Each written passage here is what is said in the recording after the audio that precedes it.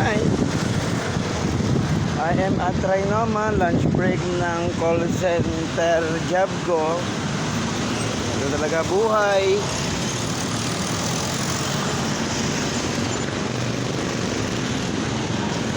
Madaling araw.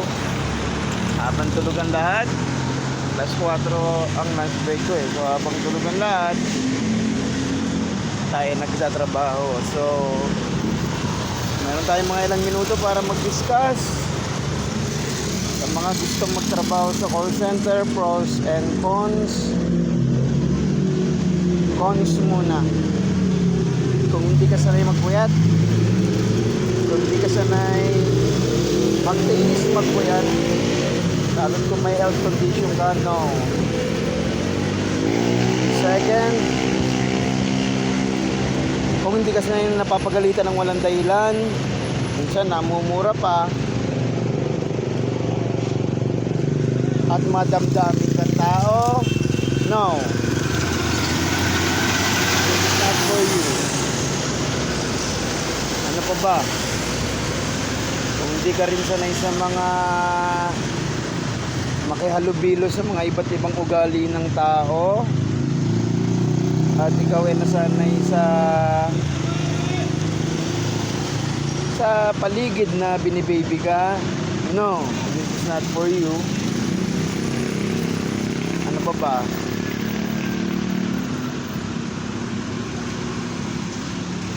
Para sa akin yun lang muna. So pros, of course, above minimum ang sweldo. Kung binata ka, dalaga ka, kahit 17K tapos wala ka namang inuupahan at hindi ka naman obligado na magbigay ng malaki dahil makakapag-ipon ka at okay naman ang pasahod. At kung ikaw ay sanay sa mga tao makihalubilo, walang problema kung sanay ka makibagay. At yung mindset lang ba na hindi lahat mapiplease mo. So yun, kung ready ka rin na yun, mapagalitan or masita ng team leader mo, walang problema. At kung ikaw naman ay no choice at nasa call center ka, just hang on. Tulad ngayon, ako lang mag-isa. I'd rather prefer to be alone.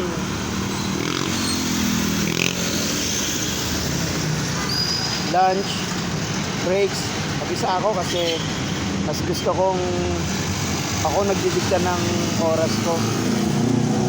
Pag tapos na akong kumain, makakalis na ako, hindi ko na sila kailangan tayin. Mas marami akong time para sa pagsasarili ko, meaning mag-isip-isip at magpahinga ng isip. So yun mga pros and cons para sa akin. But all in all, maganda naman ang call center. Maraming natutulungan, lalo yung mga taong hindi sanay ng physical work tulad ko. Hindi ako sanay mag-construction, hindi ako sanay magbuhat, mag-waiter. So yun, okay na siguro yun para sa atin. Kung gusto nyo ng tips, mag-focus muna kayo kung paano matatanggap. Review, marami mga website or YouTube videos na magko-coach sa'yo para mapasok. Madali na yung trabaho kasi araw-araw mo naman sasabihin yun, saka makakatagbo ka naman ng taong tutulong sa'yo or magtuturo sa'yo. Kung merong mang hindi okay, may mga okay na tao rin. Sabi ko nga sa'yo, iba-ibang tao ang makasalumuha mo. Swertehan na lang din. Of course, dapat maging swerte ka rin sa kanila. Dapat maging matulungin ka rin para babalik din sa iyo yung good vibes. So this is it. If you have topics or if you want advices, I'm 48 years old, probably I can advise you with life, surviving, getting along, And of course, ciao. Peace out. I love you guys. Hang on. Walang susuko.